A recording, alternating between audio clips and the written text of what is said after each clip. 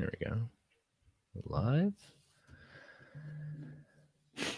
Welcome to the Marvel Alliance podcast, where we cover anything and everything to do with the Marvel Universe. From the comics, TV, and movies, we'll go from the Mojoverse to Earth 616 to the Null Time Zone in order to bring the Marvel Universe right to you. I'm the Uncanny Chris.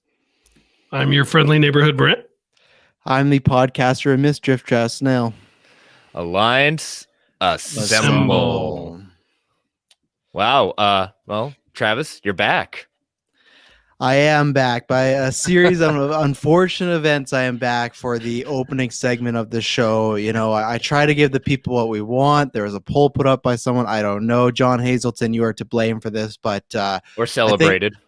Yeah, you are. Yeah, or celebrated. Yes, you could look at that either way. But you know, he's a patron, and he said he wanted to hear some thoughts on a certain trip. So, we'll see what happens. A poll went out there, and here I am. I'm going to talk about some Spunknik or whatever they call it. But yes, I acknowledge that. I'm still happy to be here with all of you two. So, well, good. Well, happy to have you back, even just for a short little time tonight. Brent, how you doing, buddy? I'm doing good. I'm here. It's been kind of a hectic evening, but we are here. We are good to go. We got some stuff to talk about. We'll see what we think about it, but we got stuff to talk about. we have things, we have thoughts, we have feelings. Mm-hmm. Yep. Some people have strong feelings. Well, we'll see what we got. Yeah, exactly. So let's get the paperwork out of the way. So the show is part of the Geek Ultimate Alliance Network. We've got 9 shows coming at you. What is it? 7 days a week. We've got my show, World's Finest True Believers. We had a new show drop this week. Jim from Weird Science Comics, DC and Comics Roundup, and Weird DC and Marvel and manga and all the comics for his own feeds. He joined me for his very first time on the show, talking about one of his favorite series, The Paybacks. What if superheroes actually had to take out loans to do their superheroing? It was a fun ride. 4 issues, really quick read, really great read. Looking at, could it be Donny Cates? Very timely. So that didn't was even mean to do that synergy. It just happened. No. You didn't know what trailer was coming this week. Or did you? Did you have scoops? No. It was the creator spotlights ended up kind of bumping it week. So it finally happened where it timed well. So again, like you said, synergy. Mm-hmm. Then we've got DC Alliance. We got this show, Marvel Alliance. We've got Star Wars Alliance, Ranger Alliance. And we've got Slice of Film, superhero discussions, and then DC and Marvel Comics Roundup. So 9 shows every day of the week. We've got a Patreon, so if you want to throw a couple of shekels our way, we've got a $1 tier or tip jar saying, hey, we're doing a good job. We thank you. And then we've got our $5 tier, which is our ad-free tier. You get ad-free episodes, exclusive episodes, Patreon-only episodes, early access episodes. We've got it all going on there. We thank our patrons. We really appreciate that. But if you can't do that, we understand. But if you can take 30 to 90 seconds and rate and review our network on Apple Podcast or whichever podcatcher choice may be. Yes, Philip, I believe that was, if not his first maybe creator-owned work. So it was one of his first. He had a couple of series going back and forth. So he had a couple going on. So. But yeah, so then we've got plug in our official sponsor, OPB, Organic Price Books. So let me put up that for the feed. There we go. Organic Price Books. He is our official sponsor, Marvel Alliance, JP and his store. All the collect editions, omnibuses, all the hardcovers, all the pre-orders you can do. He's got them all right there on his site live for order.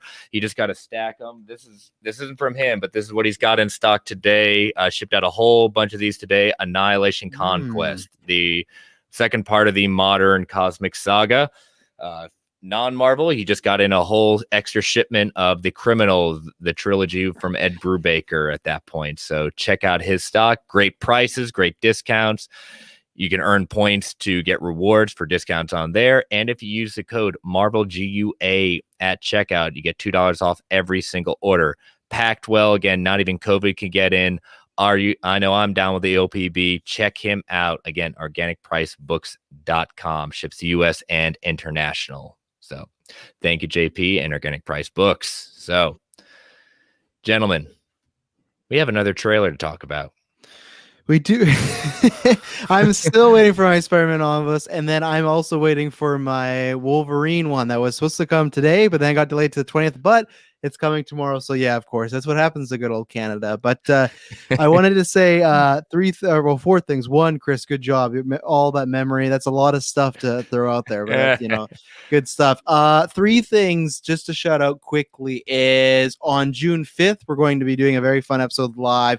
It's going to be a crossover between GUA and GB because June 1st is the network's anniversary, but it's on like a random Tuesday or whatnot. So we're going to be doing the Saturday following. It's going to be happening 9 p.m. Eastern. It's going to be a fun time. People that have been on that network before are going to pop in. The hosts are going to pop in. So it's just going to be lots of shenanigans. So please, if other podcast hosts, if you listen to that, start plugging away. It's going to be a good time. What else happening? May 30th, watch the podcast feeds because two things, as Chris has been talking about, that's when Ranger Lines will be moving 31st. To that day. 31st. Thank you very much. What did I say? Just said 30th. 30th. And then there'll also be just a quick little podcast with some updates. Nothing bad, nothing to worry about. Just some fun little minor tweaks, some things to go, oh, okay, that's interesting. And maybe this show has something going on. You will get to see in less than just 20 days. So by the time you're listening to this. And then finally, I know you guys are going to talk about it, but I just want to announce for Heinz and for you guys as well. With Loki coming up, it was so funny because we were going to talk about the news, but we're like, oh, Loki's Wednesday. That's cool. That's great. And they're like, oh, wait, Loki's Wednesday. We record on Tuesdays with this show. So we were talking about, and Travis Hines was nice enough because he runs superhero discussions, that we're going to be swapping days. So just for the Loki 6-week episode run right now is superhero discussions will drop on Wednesdays because they don't do live. And then this show will drop Fridays, record on Thursdays. Because the idea is we didn't want to have whoever's a collection because June I'm going to be on twice with these guys and whatnot. We didn't want to record the episode on Tuesday, talk about episode 2, and then episode 3 already be out. Kind of would be a little behind the times and whatnot. So just for the 6 week, that's a programming note. Those two shows are going to switch. We're going to announce on social media. Will be a bunch of reminders throughout the weeks, but just let you know, just so we can cover Loki and everything like that. And again, big shout out to Heinz for making that happen. It was like, oh, what are we going to do? And just one conversation, good and done, So plus he still owes us for taking one of our segments. So that's probably why he's still in debt. So just a few little things little nuggets I had to drop by. That's why I listen to Marvel Alliance. So, well, we took also a little bit of Invincible from him, but we made sure to leave a lot of meat on that bone for him. Yeah, that's true. Yes. Do you really think Loki's the only show they're doing this with? Because I don't. I don't either. I asked me again. I think for this year, well, because the only Star Wars show we have, I know Katie, you just retweeted that. So if you're somewhere in live chat, I think it's just or Boba Fett, right? I think that's the only Star Wars live action show. I could see it happening again next year, but I think this year is going to. I think this is the only time. I guess what do we have? We've got some movies coming out on those Fridays. So yeah, I was just thinking about that too, and that's one of the reasons why, obviously, with Loki, I think it's Wednesday. I assume Wednesday is the Marvel Day now. For I guess I'll wait for that prediction once we get news on the month frame of Hawkeye. You'll wait when they announce. Yeah. When they give me a release date, I'll call it. Trust told you when they tell us the date, we'll know if it's Wednesday or Friday. No, I mean right. Of course I did. Even if they give us a ballpark of hey, Hawkeye sometime in October, then I go, okay, it might miss Eternals. But as right now, I'll say. No, but I'm not throwing a hashtag Travis told you so because that's confident. I'm not confident. I think you guys could be very much right with that. I just think because Bad Batch and the combo of Black Widow, but we'll see. I guess could be Wednesday. So if that happens, then we'll have to have a bigger conversation in the future. Yep, we'll just have to wait and see. When is Clay wants to know when is ballpark? What if I think we'll kind of get into that a little bit with Loki, so we'll hold that one. There you go. We'll answer that question. That's a tease, kids. That's a tease. That tease. We don't have a date, but we will talk about it. Where the same thing to your question, Phil Barker. Same thing, Yep, exactly. Miss Marvel just wrapped, so that is also scheduled to release this year. So yeah. All right. Oh, Travis Hines has one more thing. He wants kickbacks required for a second Switch. I see. Maybe. Great. Well, yeah, we'll think about that. We'll talk. We'll talk. So, all right. So we've got a trailer that Daniel RPK was hinting at this weekend. We were going to get a Venom trailer, and true to form, we got our Venom Let There Be Carnage first teaser trailer for the film. I believe this is still slated to come out now next year. No, Correct? this year. Oh, this year? September. Is it still this year? September. I think Okay, it's September this year. 21st. Yeah. I get him confused with Morbius. Morbius got kicked. Oh, we have no idea. Like, and if you look at the right order, Morbius was supposed to come out before, right? It doesn't make any sense. I don't know why this switch has happened, but well, you look at which one's the quote unquote bigger character at that point. Yeah. So, all right. So we'll do what we normally do, gentlemen, is we'll cue this up. Sound is down. I will bring it up on my screen and look at. I have some quotes from Andy Serkis, who's the director of the film, did a kind of a live premiere on IGN, and so he had quotes during the whole stream of this. So I'll be dropping some of those quotes in there as we kind of watch it. At that point, feel free to let me know where you want to drop it. But this was an interesting trailer. If It was all right. if we're given, just the overall, as far as this trailer is just not September 21st. Thank you, Phil Barker. That's the official date of Venom. So there you go. So I was not a fan of this trailer, but there's deeper issue, because someone asked me that today. They're like, oh, why? Like, give me like one reason why you weren't a fan. I'm like, no, it's much more deep rather than I think. Here's what I'll say, and then I'll get more into it obviously as we talk and more overalls after. I think if you really enjoyed the first one, I think this is a good trailer. I think it has that similar vibe. So you have that going. But for myself, this is a much more of what I feared would come, and here we are. What about you, Brent? I would echo those sentiments. I don't think if you liked or if you love, like, some of my coworkers absolutely love the first Venom movie, and so like they were like hyped up, like they were all about this. I was hoping, and to be fair, we've got like 2.5 minutes of footage. I was hoping with Andy Serkis coming in, it would feel like a different movie. And I think the first movie really suffered from feeling like Tom Hardy was making one movie and everybody else was making another. And I still I just question it. And so if you love the first movie, I think you're going to love this one. If you have issues with the first movie, I think every one of those issues is either there or enhanced. And so, and again, and that's just on 2.5 minutes of footage. And you know what? It's a better first trailer than the first Venom movie had, where you don't even see Venom. So yeah, we'll or you barely saw him until the very end at that point. Well, it's interesting when you brought up, Brent, because it wasn't as bad as some other movies we've heard recently, but we had heard reports that what is it, Ruben Fleischer, I think was his name, and then Tom Hardy maybe didn't get along as far as this movie went. Not maybe terrible creative differences, but had different visions, and that's where I guess I'm wondering if the more comedic kind of, some people would describe as charming stuff with Eddie and Venom is definitely more what Tom Hardy likes, because that's still a lot in this trailer. And I think that's the thing that I was kind of disappointed with this trailer, because okay, Andy Serkis could be a different tone. Here we go. And then I thought, oh, this looks like it's much more of the same. And the trailers are like, it's two trailers in one, as far as one's the comedic adventure and one's the super serious, here's a serial killer. And that's the same thing as like the first Venom. You had Tom Hardy doing stuff, but anytime Riz Ahmed was on screen, he was dead serious. It's world domination. It's all this stuff. And it's funny because like when we talk about that first trailer, they were all serious, right? Like all the Venom trailers leading up to Venom 1, like if it was humor, it was like the turn the wind, but it wasn't the humor we got in the first movie. So now, like, we got the serious trailers, and then we saw Venom. I'm like, okay, this is much more comedic. This time they're fully on Front Street. Like, hey, there's lots of comedy in here. I will say, surprising about how many people like the first one. I saw lots of people dislike this trailer and just say like, I saw lots of people just saying they'll pass. Like, even the pandemic, like, this isn't for me.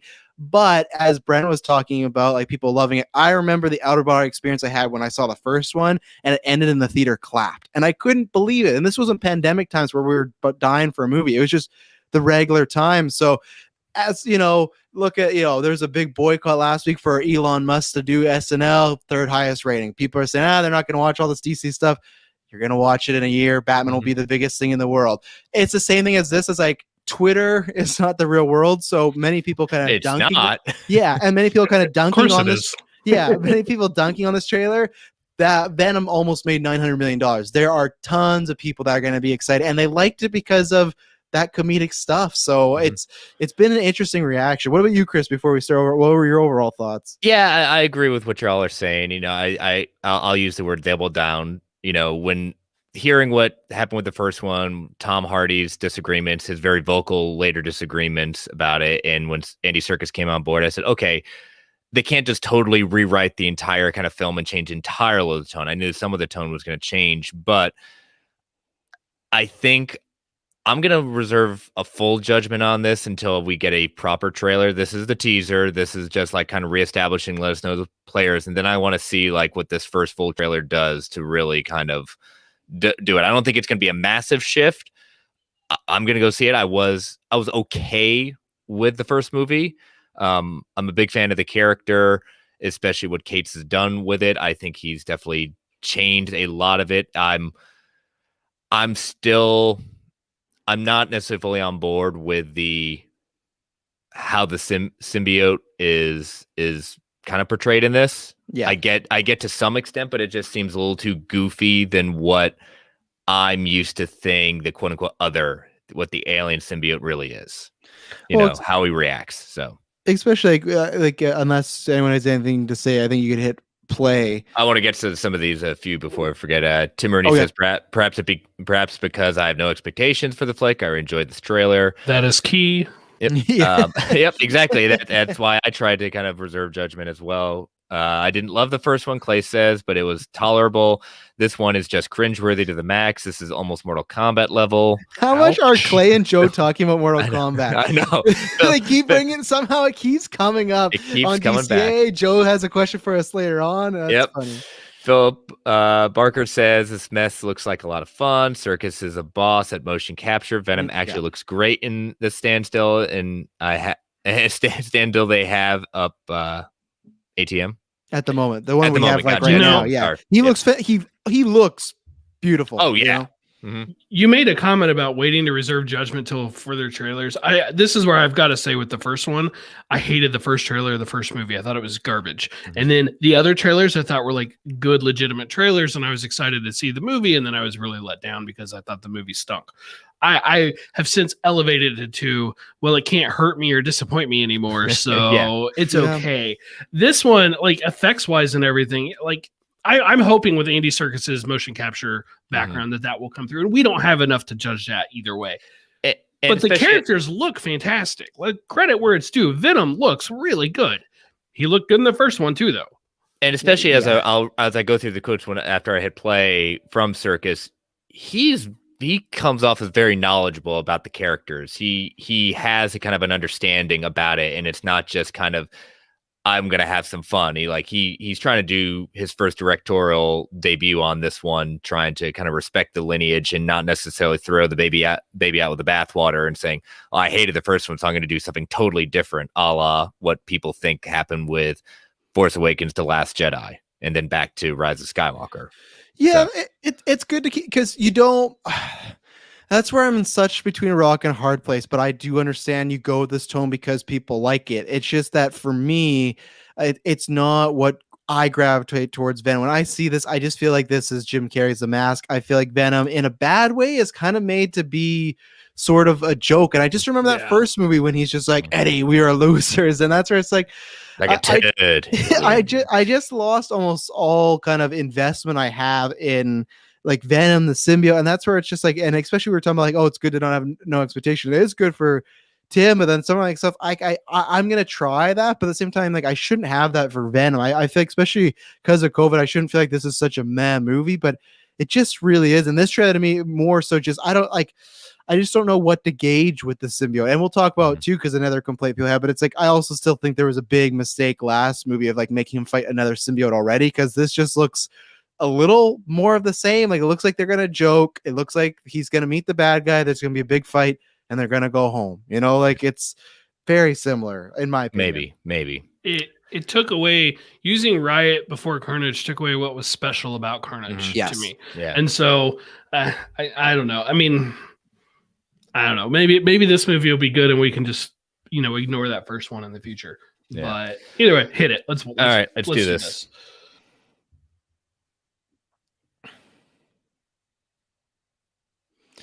So, we see this kind of, the chaos. Circus goes on and says, we're in effect an odd couple relationship. He says we're about a year and a half since the first movie. they're still trying to figure each other out. It basically the symbiote is a disaster, and Eddie looks like he's at its wit's end trying to survive.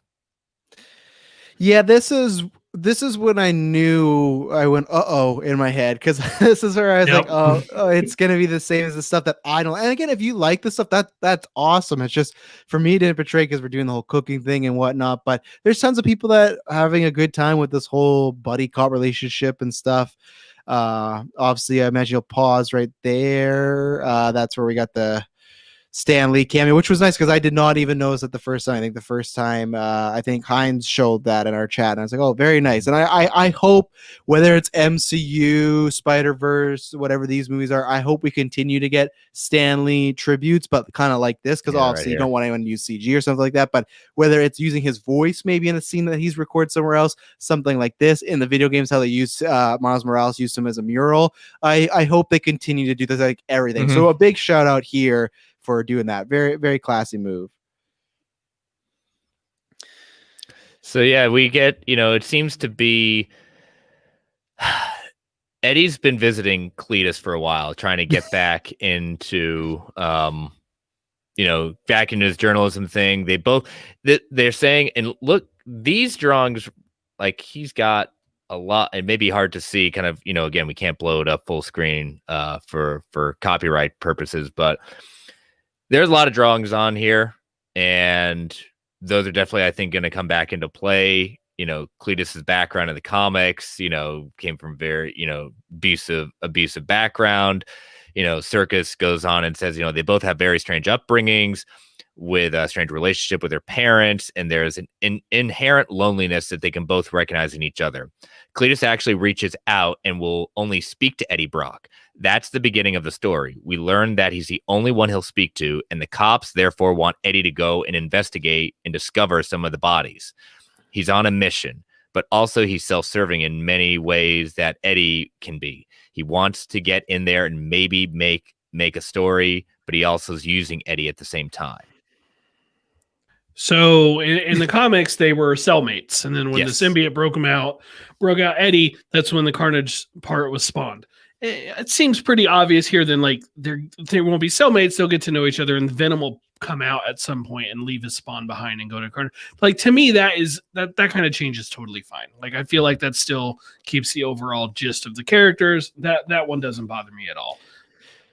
Yeah, it does work. The only thing that I want to see more, because I think we won't hear, but later on they have Cletus have some dialogue about, again, and this is what Venom 1 felt like, very kind of 2000s comic booky, and it's very much we're and he's like, we're the same, we do things and we hurt the people around us, and it's like, I guess, but as of right now, the character they've set with Eddie Brock and Cletus is a serial killer, he's killed his grandma, he's done all this stuff. I don't think this Eddie Brock that we've been presented by so far is this guy who's like a wrecker that destroys everything. Now, yes, of course, he cost Michelle Williams her job and relationship, but I mean, like, in the sense that I don't think that is comparable to like super serial killer guy, and that's where it's like, it made sense more when they were prison mates because they could bond, and that happens a lot of time in prisons where it's just like people share their stories, and even if you wouldn't have been this person's friend, it's because you're both stuck together, right? Where this is, I get the journalist aspect, but just some of the dialogue already, I was kind of worried of, like, it reminds me of, I love this movie, but like, hold the classic Green Goblin Spider-Man, like, you and I should be friends, it's just like, okay, I feel like we're past that in 2021, but we're not. Here we are. It's coming back with a vengeance. Yeah, and especially people notice, like, the hair difference. Again, it's a year and a half. Thank God. It's a year and a half change. Circus says he's evolved. He's starting to, like, have some own ideas of his psychosis. This is I forget his name off the top of my head. Stephen Graham. Well, which character name or actor? I know the actor's name. Yeah, nope. Stephen Graham's the actor's name. Yeah. The character he's playing in the comics. He's a detective. He becomes the symbiote. He becomes one of the symbiotes of Toxin. Yeah. This was the first spawn of Carnage. And at some point in the comics, Toxin then grafts to Eddie Brock, and Eddie Brock for a time is Toxin. Yeah, Phil Barker, I gotta shut that because he was talking about a little bit earlier when we talking about Cletus as far as the Ron McDonald wig was not a good look. Where No. Riot faltered, I think Carnage will triumph. No offense to Riz Ahmed, he's a great actor. His villain just wasn't dimensional. Woody Harrelson, on the other hand, is bound to deliver Cletus Cassidy. I 100% agree. I think the wig, even Circus said that. He said they got rid of the wig so he could act more, which I think they was code for. We didn't want people just to stare at his hair the whole time. Because that end credit scene, I remember when I saw that, I was haunted because I was like, no, you can't have him rocking this wig for an entire movie. So they made the right call. And I do trust, like, Woody Harrelson is great. He's Academy Award winner. He's one of the best actors. Natural Born Killers. Yeah, exactly. And he unfortunately has very tragic family history. Oh with yeah, serial killers. So but I do worry just because, like I said, all I have to base is the end credit, and to me, we'll see him in a second. But his performance just in this trailer, for me, I thought was going to go either way. I think it's either going to be great, or if you like it, I'm sorry, I feel like it could be very Leto Jokerish, for it's so over the top where it might take you out of it. But this movie's already over the top, so it might work for it. Mm-hmm. Yeah. So we get Michelle Williams back. I cannot believe she is back. I thought she phoned it in so bad. She is a really good actress. She is. Oh my gosh, you must have been in debt or something because you just collected a paycheck on that first movie, and I cannot believe she's back. Yeah, Michelle Williams, one of the greatest actors of all time. She did it so her kids can watch. She said in an interview she always does movies that her kids can't watch anything, so that's why she did the first Venom, was just so her kids could have something of hers to watch. So Ravencroft, basically, if it's another version of, if you want to have a Marvel version of Arkham Asylum for the criminally insane, that's Ravencroft.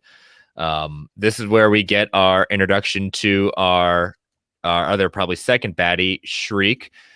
Shriek is played by Naomi Harris. According to Circus, she's a damaged soul, and she's really has suffered in her childhood, but there's a very real vulnerability to her. There's a lot of pain. She's been living in isolation for years and years with all these characters so beautifully drawn about them. They're multifaceted.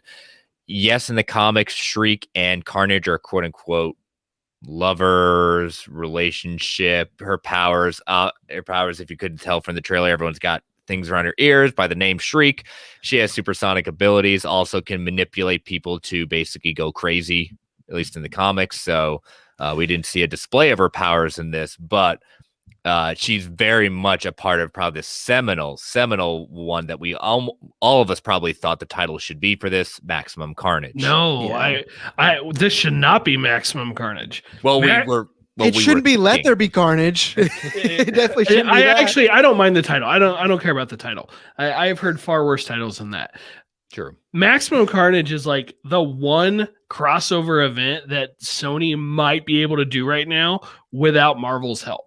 Because they do have access to a number of characters involved. Not all of them. Like, they don't have Iron Fist. They don't have Captain America. Spider-Man's a little iffy, but they do have. There's one more they can do. There's one more they can do without Spider-Man.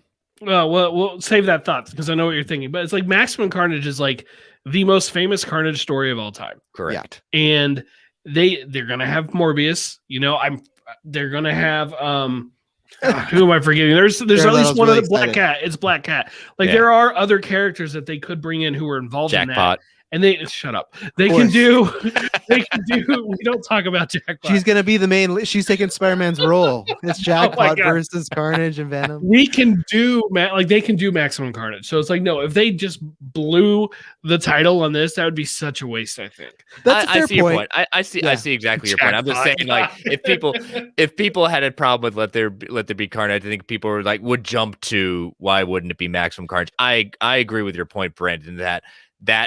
That didn't introduce Carnage. Carnage came before Maximum Carnage, so there's history that came before that title came about.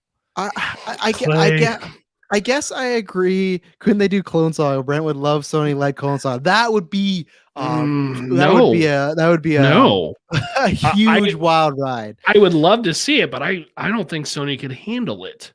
I guess the thing is where I still somewhat agree with Chris is because I don't have the faith that we're gonna get to Maximum Carnage and done well. So it's the thing of like, did I sometimes feel like the people? I guess no, Andy Serkis he show he's reading some comics, but sometimes I just wonder like, is Sony even know? Like, are they even that cognizant of that? And that's where like I like. People in the chat tell me what is the worst sell because I hate like the fact that we took the end title of or the end credit from last movie and just like there's going to be Carnage, just let there be Carnage.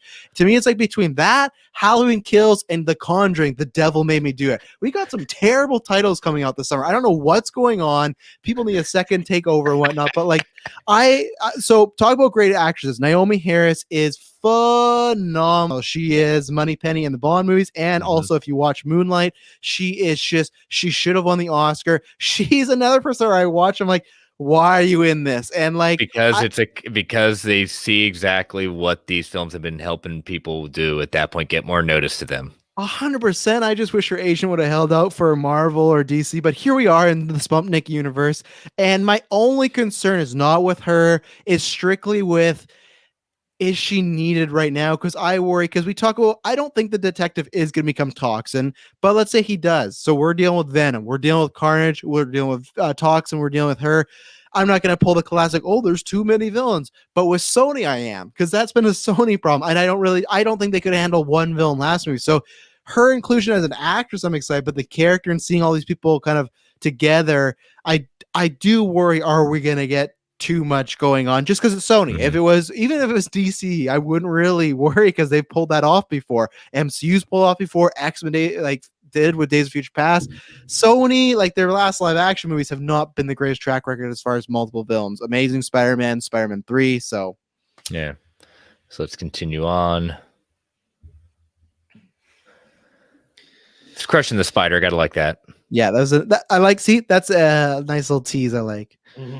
It's very fun, you know. Even though I feel like Circus's comments, I have no idea what world we're playing in, which I'm sure we'll get to. But and the thing is, we still don't know how the Carnage symbiote got into Cletus at this point. We just know that he has it now. Cool scene. I love that it goes into his body and then the red symbiote like pushes it out. Very cool. Yeah, Circus says, he's had fun playing with the idea of Carnage. He can turn into mist. He has all manner of tendrils. He can take out different forms. He can weaponize some in different ways. All symbiotes reflect the personality of who they take over. Pause on that money shot. Oh, hold on. Sorry. Hold on. Not the title. Don't show me the title. But no, yeah. And give me a second. I'll get it back. I think there's going to be lots of cool visual things. I will be in the minority. I'm with a lot of people where I think Venom looks outstanding. I think Carnage, I'm waiting to see the movie because he looks just a little. My problem with the last movie as well with Riot, and this is like a problem I have with Transformer movies, is when Riot and Venom were fighting, you couldn't really tell. And now he is red, but the thing is like, I wish they made him a bit like, I don't think he looks the greatest. I think he looks like, okay, of course he looks like Carnage. He looks good as far as like, they could have screwed her up, right? Could have just been Woody in the wig and he has some, no, I think it looks comic accurate, but I'm hoping some like color grading or something happens because the look to me is fine, but it's not like Venom where I see Venom like, oh, he looks perfect. He just kind of to me looks like when people do YouTube fan made trailers and they take like a moving photo or a GIF or something. Like he doesn't look great yet, but I will hold full judgment till the movie. I think they should have maybe added a bit more black. Like I think they could have done a bit more of a brighter red than this kind of orange red we got going on. But how do you guys feel about Carnage? I thought it would look good for what we got as a first look. And again, I think we're going to get a little bit more in the next trailer that's going to come out. The thing with the symbiotes is Venom is basically kind of built like a quarterback, in the sense of he bulks his way through his muscle. Carnage is not like that, but Carnage is he's very psychological. He's again psychotic at that point, quick moving at that point, can take the energy and give it back to you tenfold at that point. He's not going to beat you brutality. He's going to wear you down as fast as he can go. But whenever a symbiote spawns onto another one, they are always stronger than what they've given in a different way, that they can go toe to toe, because in the comics, Venom a lot of times could not take out Carnage one-on-one. It was always going to be someone else possibly doing it. Now it's different, but again, as at the initial meetings, he could not always take him down one-on-one. And initially that was because Carnage, almost Superman, like they said it was like he was born here. Things were different on Earth compared to wherever their home planet was, and that affected the way he was spawned, which is how they explained how he seemed to be. Even though he was very lanky, he was more powerful than Venom, and he could do things Venom couldn't, like projectile solid pieces of symbiote and turn them into blades and things like that. Yeah. You know, I think he looks great. I really do. So I'm like, credit where it's due. I think this looks great. Is it as bright red as the comics? No, but I honestly wouldn't have expected that. But nor would I. It's not the perfect lighting either to really see. Yeah. Well, we're not gonna get very good lighting because that's one thing that will help the look of this is by not showing them in too much light. Let's be clear about that. But I think that's the thing with Venom though. Like he looks good when he is in the light though. Like they do hide him with shadow, but there is time like that very first shot of the trailer we were at. Like he's fully lit. You can see him, and he looks great. He looks the right amount. I remember I saw Venom. Like, of course he's CG, but he looks the right amount of like slimy and CG and real. Where like, I feel like Carnage right now looks just complete. Like he's just completely CG, which obviously they both are. I'm not saying that, but sure. I wouldn't mind if they lightened up his color a little bit. Like you mentioned, it was kind of hard to tell him and Riot apart. Well, yeah, because it was like the black monster versus the gray monster at night. I'm so a little more red here, I think would help that, but I wouldn't like expect much. The initial release date for this movie was October 2020. Yeah. I'm like, it's probably finished, or if not, I mean, maybe they stopped to a point. They technically would have time for adjustments, but I feel like changing the whole color grading of them, they could do it, but they don't have a ton of time if they want to do that. See, in this shot is what made me worry because he like you have some red, but I feel like you look at his entire body, some of his tendril, he just looks black again, and that's when I worry. Like when they fight, and if they're in the dark room, is it going to be that? And like Chris pointed out, yes, I almost call him Sonic because I was going to make a joke about Sonic, but Carnage is much more lankier and skinnier, so you could probably tell them apart. But just to me, right there, if you like that, if that was image any small, like even looking at it right now. That might just look like Venom. And to be honest, in my opinion, yeah, you got the bigger white eyes, but I just think that you're probably right now thinking about that. I didn't even think about how many times it's been delayed. So I don't think he looks awful. I remember seeing like, okay, I wish he was a little more defined. Maybe that was because I feel like Venom's so defined, like his white veins and whatnot, the tongue. So we'll see. We'll see. Yeah, again, it's our first look. It continued on, like we've said, what it did for. If we've all said it, they doubled down. They continued on. I think that's what they wanted to at least keep some of the audience that. I don't think it did. I don't think it did enough to make new people want to pay attention. I honestly don't. I don't think it did it at all. I think it's kind of what both of you said. If you like this already, you're going to like it again. If you didn't like it, you're probably not sold on this yet. Yeah, and I think like it sucks because this is a movie I was really interested in seeing how it was going to do box office wise before COVID was a thing, because I was really interested to see like, okay, huge movie, almost 900 million. Is it going to have that same type of return? Are we going to get to 600-700? Like, I don't think it would have the exact same because there were some people like, not for me. But I want to see, okay, was there still enough people that liked it, that saw it, or was it going to be a big drop where, yeah, lots of people saw it, had a good time, but really when Venom 2 roll around, they go, I don't know if I need to spend my money on it. Obviously, we'll never know because of COVID. I think also to this movie, the first one for lots of people being just a fun time in the theaters will help it for COVID. When people just want to have a popcorn adventure, this is people can say you don't need it, but if you want a movie to turn your brain off and have fun, I think Venom Let There Be Carnage will be that. I think you'll have a good time. There's actors you like, and it helps to adding Woody Harrelson. He's a big star, so that grabs people like, I like Woody. And yeah, I guess it's just, for me, I will see it. I watch all these movies. I'm a glutton for punishment. I'm hoping it's good, but unlike the X-Men Fox universe, where I was like, I wanted them to do a partnership with Marvel and not be bought, because I love Deadpool. I loved Logan. I loved some of the proposed things we were going to get. Every time I see these trailers, I just go, man, I am waiting for the day for someone to buy Sony. Now, they are delaying the inevitable because they're making all these deals and whatnot. But when I see these, I'm not wanting people to not enjoy them. I'm excited for them. But for me, I go, where people are so desperate for Fox to be bought, that's how I feel like I am with Sony, where I'm just so desperate for them to buy and then like the rights revert back. But I I hope I like it. I'd rather have a Venom 2 movie that I like than I don't like. Yeah. Brent, did you want to get some thoughts in? We'll take a pause for an ad break before we'll continue Venom at that point, but I wanted to take a pause for an ad break unless you got some quick thoughts. I think just my final thoughts on the trailer would be if for me, I'm going to go into this with pretty low expectations. I'm not expecting. You go into certain franchises and you just expect better things or worse things, and as long as you can go in with like expectations in the right realm, then perhaps maybe you can get something to enjoy out of it. If I come out of it and say, well, the story was dumb and the acting was bad, or at least for some of them, but there were some cool visuals, I might have to call that a win, which is kind of what I said about New Mutants after I saw that. It's like, well, there were some cool visuals, so hey, at least they gave us that.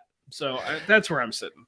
Yeah, I'm going to go see it. I'm going to go in, like we've said, with low expectations, just expecting to get what I got out of the first time, get to see Carnage on the big screen for the first time. I'll take it right now. Oh, yeah. But we'll continue our discussion of Venom after our first ad break. Ladies and gentlemen, these ads help keep the lights on the Geek Ultimate Alliance Network. We don't get to choose what ads come on, and they can be a bit loud. So give you that 3 count to turn that volume down. 3, 2, 1. We'll be right back. And we're back. So we will. You want to? No, I want to stay for the questions, and then okay. I gotta go. But I want to address Clay, who says, "Don't say you'll turn your brain off to see a movie." Everyone does that, and Clay, you've probably even done that in your life. If I were to watch The Scorpion King starring Dwayne Johnson, and I were to critique that movie, and I were to talk about the plot and the character development, all this stuff, I would probably fail and talk about how it's a bad movie. But if I just sit down and go, I just want to have a fun time, I just don't want to care about why this character do that, then it's the same way as like not watching with a critical eye. I think it's the same way as like eating junk food. We're not supposed to, but it's like, I just want that. So you easily can turn your brain off to watch a movie. The same thing with Fast and Furious. If you turn your brain on, you go, this doesn't work. Now. The cars don't work like that. Yes, how's they combat? Yeah, well, yeah, supposedly, but that's where it's like for me, those movies, I just turn my brain off because I go, okay, this is just fun, dumb. Let's enjoy it. Because if I don't, then maybe I won't enjoy it, and I want to like my viewing going experience. So yeah, I think there's many things we do in life that you just turn your brain off, and this I think will be one. Yeah, I love Fast and Furious, but yeah, me too. It is totally that stupid, dumb fun. You turn your brain off, show me some ridiculous spectacle, and some, have a few funny jokes, and listen to Vin Diesel talk about family, and I'm good. No, you have to listen to him talk about family, but every word he gets out takes about 2 minutes to talk about family because he's. I love my father. So maybe that's it. Maybe I tell you what, if you what was it? BD on Phase Zero talked about how Vin Diesel, when he asked a question, he had like 4 or 5 questions, and he only got to like 1 or 2 of them because Vin takes like 5 minutes to answer the first one because he talks so slowly. And Fanboy K-Fall was saying you'll turn your brain off to watch a movie means you have to be partly dead to enjoy a movie. Yes, and that happens sometimes. You have to do that to get through some of these experiences. And that's if I can watch Venom 2 and enjoy it, but I have to be partly dead, I'll take that as a win. Maybe that's what I have to do. So let's get into some of this feedback. I know, Brent, you put out the call for people a couple of times, not just for questions, but for initial thoughts. And didn't get too many positives. I know, Travis, you put out there, what did I do to deserve this pain? DKZ137 said, why do they keep making this garbage? Money. Because the first one did really well. It made bank. The critics panned it, but not as bad as like some people think. It was not good, but the audience scores, the ratings of the audience were pretty decent, and they kept coming back and seeing it because, again, the way the people said, if you just want a fun time, a different way to look at a quote unquote hero movie, we haven't seen one kind of like this from Marvel, really. So go and see it. It's a little bit different. It's not the best thing in the world, obviously, but it's not hot garbage. Like, it obviously was not hot garbage to the general audience. It's hot garbage to some people who view it like you said, DK and Travis, but it's, again, the GA seems to like it. And half the people are watching it because they think he's going to be an Endgame. That's it. Box Office Mojo reports the first Venom had a budget of 100 million. I remember at the time the reports were like 80 to 90. It made a $856 million. Yes. Mhm. That is why there's a sequel. Yeah. That's the kind of money you like. 856 is the kind of return you want on a movie with twice that budget. Yeah. So Well, it made a yeah. bank. And I remember it had that similar thing to Wonder Woman, especially in China it did well, but it had that similar thing to Wonder Woman where it just wouldn't go away in the box office like top 5, top 10 for a while. It just kept hanging around and hanging around. And Phil Barker 2018 season, I know the first Halloween came like of the reboots, and that did really well. So, and I think October was just like a super successful month for movies. So I don't.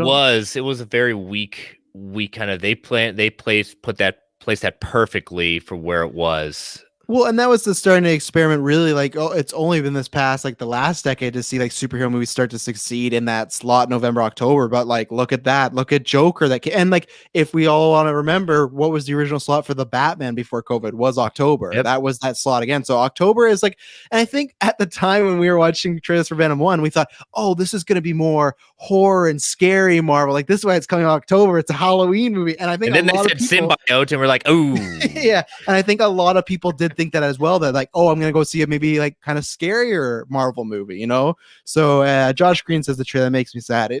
I agree with you, but you know what, as we've talked about before, low expectations. Now you kind of, to me, it won't be like the first one I know I'm going into. So if I'm disappointed again, I go, okay, I was expecting that. It's somebody's going to correct you, by the way. The Batman's original release date was summer 2021 because there was summer 2021. Yeah, it was that June, because for a while we were going to have 1 month where we got both Batman and Spider-Man in the same month. You're like right. The two biggest characters ever, and then they both got pushed back, and then now they're all totally off. And so the second date was somebody. October, right? I'm trying to save you feedback. Somebody. No, 100%. I need some. You got this wrong. Why are you hosting a podcast? You don't know anything. Yeah, and so the second date was October. So yeah, fair enough. So I stand by my Joker and I stand by my Venom. Well, Joe had asked us, what would be worse, this or Mortal Kombat? And I kind of followed up with him on Twitter saying, well, that's kind of worse is a very loaded statement. He wanted our personal opinion. My personal opinion on Mortal Kombat with this, I didn't like it. I've seen better choreography and martial arts fighting and other. I went into that movie also with low expectation. It's Mortal freaking Kombat. I'm going to watch the movie to see the awesome fatalities, things like that. Did I see a couple of awesome fatalities? Yeah, I did. I didn't come to see awesome screenwriting, but it was just, in my opinion, just wasn't a good movie. This, I don't like. Again, it's an apples to oranges kind of thing. I don't think it's going to be a race to the bottom for this one. I think, again, it's going to do, it is going to hit the beats that is going to continue to hit. We can't expect it still. It's coming out in a pandemic environment. If it can pull even close to a like 500 million, that's going to be epic 100%. For this film at that point. And like, I don't know if someone search it up, but like what is Godzilla versus Kong's total right now? Because it passed 400 million, right? And like, yeah, people say, oh, well, it's Kong versus Godzilla. First of all, it's early pandemic of things opening. Second of all, if you looked at that franchise, each movie was getting less and less to the point where Godzilla and King of Monsters lost the money. So that was a huge triumphant. But what is does anyone know what that is? 422 is what Godzilla versus Kong is at.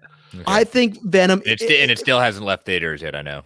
Venom and 500, 600 million, that's within striking distance. I think if Godzilla vs. Kong can do that, I really do. Because especially like we talked about last week, I think there is the reverse of superhero fatigue. There's a superhero crave because of lack of that for the past year and a half. So if Godzilla vs. Kong can do that, I think Venom can. If it can't, then that shows maybe more people did dislike it that we knew than the first go around. So I think the critics are still going to pan it. I think the general audience is still going to flock to it. I'm not willing to say 500 would be a great box office yet. The jury's out on that. I think we need to see what some movies prior to that do. What does Black Widow do? What does Shang-Chi do? And then I'll know if 500 more reasonable or not. Because if Godzilla versus Kong is hitting 400 now, and by the time this movie comes out, vaccines are even several months down the line, so many more millions of people are fully adolescents vaccinated. Are now getting ready to get cleared. 12 to 15 is getting ready to clear. In September, they could be as low as 2-year-olds for Pfizer. So many more people who will go see this movie, because you'll have 10 and 11-year-olds go see this movie for sure. Oh yeah.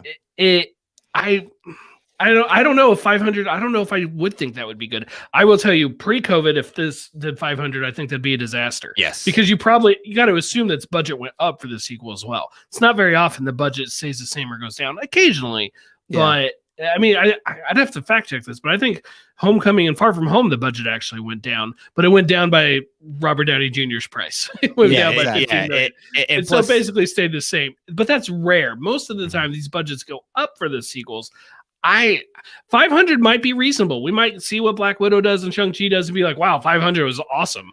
Yeah, you're right to reserve, because there was a lot of distance between maybe Black Widow hits 500, and by the time we start seeing an increase in people going out, it has more of a chance at that point. So you're right. We do need to see a starting point, and it's a long time until we still got a number of months and a number of movies to kind of see exactly where we're at.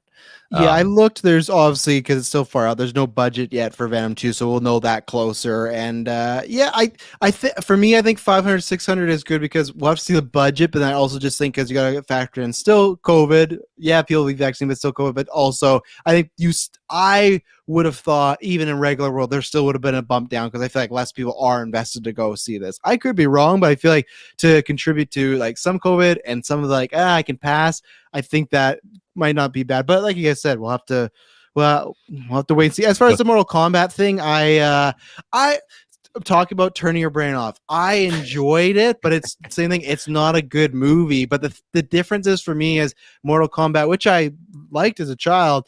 I can, if it's the way it was, not be that disappointed. Venom means a lot more to me than any of those characters there. So that's why I think I will like this less, just for the fact of I'll try to turn my brain off, but the whole time I'll be like, why are you doing that? What are we doing here? Don't do that. And that's where Mortal Kombat, I'll go, oh, okay. And then I'll move on. I hope we get a sequel, but I think I'll probably enjoy this one less unless I'm surprised. How about you, Brent? You know, it's hard to say because Mortal Kombat, I mean, let's be honest, that movie was pretty bad. I liked some of the action and I enjoyed some of the fight scenes. So if I, were to turn my brain off, there were things in that I could enjoy. That's gonna be our tagline for this thing. Turn your brain off. Turn your brain off. It wasn't a good movie. Like, you want to talk horrible acting and terrible dialogue like that. Mortal Kombat, horrible acting. That's the subtitle of that movie. This, at least, like, basing off what we know of what we saw in the first movie, what we know of this, I feel like I probably will enjoy this one more. I'll get more out of it because I will be seeing Carnage for the first time. Yes. And while I have my problems with the first movie, Tom Hardy himself did a good job. So there will be elements that will make me cringe and roll my eyes, like pretty much anytime they try and go into the buddy cop area, because to me, that's not who Venom is. Correct. I do think overall, like when I get those cool visuals, the cool visuals will be, instead of being like some random new character I've never heard of that I literally had to look up to find out if he was created for the movie or not, it'll at least be Venom and Carnage. So I'm going to give the edge to Venom on this one. Mm-hmm. Yeah, I think, again, I like what you're all saying. I agree with that. The investment in the characters, I love what Venom, a lot of the early stories of Venom, when he Maximum Carnage, Lethal Protector, his crossover with Ben Reilly, Planet of Symbiotes. Those are some of my favorite early Venoms. When we got Flash Thompson taking it over at that point, that was a cool reimagining of it. And with Donny Cates, he has completely done something really awesome that I have loved what he's done with it. And it kind of leads us to our another question. But when I go into these films, as I'm sure you all, and I don't want to speak for you at that point, I try to kind of keep my nerd brain on there saying, well, that shouldn't have happened. That should happen like this. I go and try to see what the film I got and then say, okay, guess what? I still have this. I still have this to go back to, what I like, what I enjoy. No one's going to take that from me. So if they didn't do it the way I like, okay, great. But it's an interpretation I just want to see.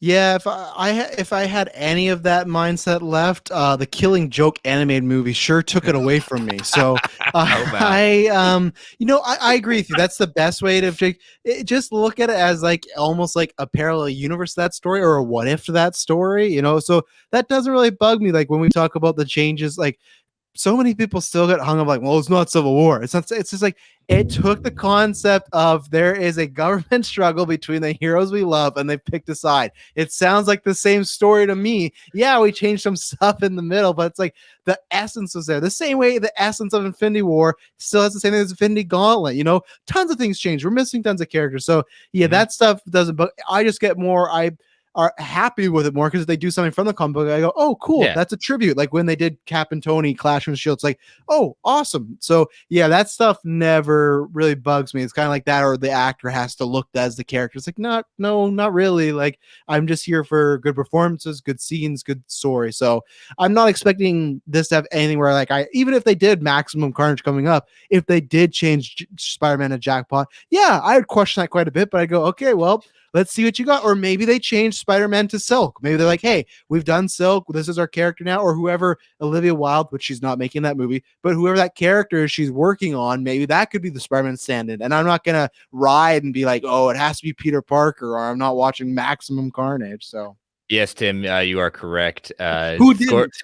Mark the Scorpion did take the symbiote Orm, but hated that story. Hated that arc. Well, just keep that in the back of your mind for one of these questions coming up. But before we get there, to me, kind of what Travis was saying, the essence, I call it the spirit. As long as they got the spirit of who the characters are, or at least close to it, then I'm willing to overlook a fair amount of changes. It's like I don't need a carbon copy of the comic book. I can absolutely enjoy that stuff when we have it, and I definitely appreciate it. Invincible was very close to the comic book, and I loved seeing that stuff. But the changes don't bother me because the changes were still to the spirit of the character. As long as the spirit of the character is there, I am probably going to appreciate it. Which I guess tells you if you know movies I like or don't like, where I think they fall in that spectrum of the spirit there.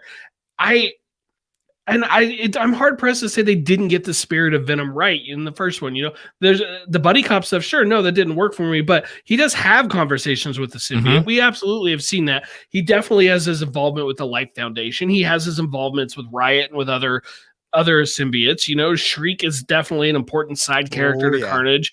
And so I right now, even though I don't think it looks very good, I think it looks like something from 2000 when we would have all loved it. I think they at least have the spirit right. You know, I thought that the first movie too, and it's not very good, but at least, you know, I feel like the spirit is right. And that's where it's at. Take Venom and Mortal Kombat from this year and put them back in a time machine to 2000s. Man, those movies would be massive. You know, same effects, everything. People would be losing their mind. Yeah. Clay had asked, although I see the Avengers Easter egg there, supposedly when the detective opens up the Beagle, you kind of see like Vengers. It's kind of a V and an A maybe missing. It never was confirmed. Everybody's reading this wrong. It's the Revengers. It's the Revengers. They couldn't use them either, though. Yeah. So I'm pretty sure Revengers is because that's the thing. Like that's MCU. Yeah. Could Marvel Studios be waiting to play nice with Sony and they want to do the Dark Avengers, maybe the next phase bad guy? Circus went on record, at least at this point, saying they are unaware of anything else going on. They are not connected. Not saying the door. He's not even saying he's connected to a third Venom movie at this point. He's just saying right now, my iteration, we are completely separate. We know that all these are just little Easter eggs to make the fans go, yay. Yeah, maybe. I mean, this isn't the kind of movie that you're pre-booking the sequel right away. No, they're going to see how this one does probably, or get a little bit closer, find out what the chatter is. Tim Rooney had said, didn't the Scorpion get the symbiote at one point? And yeah, he did. Yeah. But here's the thing, to take this to DC Cavaliers' question, Matt Gargan did have the symbiote in the Dark Avengers. It was Scorpion who was. So I wouldn't rule out that possibility if they wanted a Dark Spider-Man for a Dark Avengers. I wouldn't rule that possibility out. They could still do that without Venom. They absolutely could. And for the record, it's not like Circus is going to come out and say, oh, we're totally connected. We're part of the MCU. We're in phase 4. We're movie number 25. Well, now if Alfred Molina was directing this, all the tea would be spilled at that point. If Alfred Molina was in this, we would already know about the connection, so it'd be fine. But he's not. Andy Serkis is a little bit, I mean, he's been part of the MCU. You know, he knows how they play it over there. Yeah. So I think it's possible that someday, but we'll save that thought for later. Uh, two things. One with Clay's question, and not to mock you, Clay, but the whole is Marvel Studios hoping to work with Sony. It is the complete opposite direction as far as Marvel Studios is not hoping to work with Sony. They are in the fact of, like, to work with Tom Holland, yeah, but like they don't need the Sony rub to make their movies good. Like anytime Sony can throw the in association, or like when they are like, oh, from the producers of Spider-Man Homecoming, for it's like, yeah, that's true, but that's such a it's such a cheat. And Is that's it, where is it really? yeah, it's like we know. So that's where it's like Sony is all the other way around as far as they're the one that wants the connection. I've always said this, that I'm happy Tom Holland's sticking with them, but if even back then when the deal divorce happened, if it would have stuck that way, Marvel Studios would have been fine. Sure, they'd lose some money here and there and everything like that, but the overall grand scheme of the MCU, that wasn't going to hurt them. There's not, I don't think, one character that could really hurt them unless it was like an actor getting some like huge controversy that would really hurt the brand. I just mean losing a single character. Like we'll learn that with Iron Man and Cap. Also, we have a new Cap, but I don't think there's one character that can take them down, and I don't think Spider-Man would be that. And I just don't see it. I think you could see. I don't understand Circus's comments because I know he says they're not connected, but then also when you use the words they're unaware of Spider-Man, to me that insinuates that he's unaware of the thing. Like Spider-Man exists, though. You have to be existing for him to be unaware of something. So I would be fine if like a multiverse of madness, because they've already, when they did the first Venom, they kind of established that the public didn't know about aliens. So unless these Venom movies are taking place before Avengers timeline of 2012, you would have to change some things. You would have to do some, Days of Future Past or a multiverse movie. They're not in the same universe unless everyone just forgot about the attack of New York and San Francisco. Seems kind of odd, but well, they take place in 2000, remember? So we just got to put them in 2000. Yeah, perfect. Yeah, there we go. 12 years before. Venom was the first Avenger, but no, I don't think so. I think it's too much baggage. I think you could see some cameos down the line, but I think I don't think it's something Feige wants necessarily as well. So no, I don't think it will happen. If you had a gun to my head, no, I think they'll stay over there. Maybe some MCU character will eventually trickle over to these movies, but I don't see it. Yeah. Our last one regarding this lovely teaser trailer from Charlie at DC Cavalier.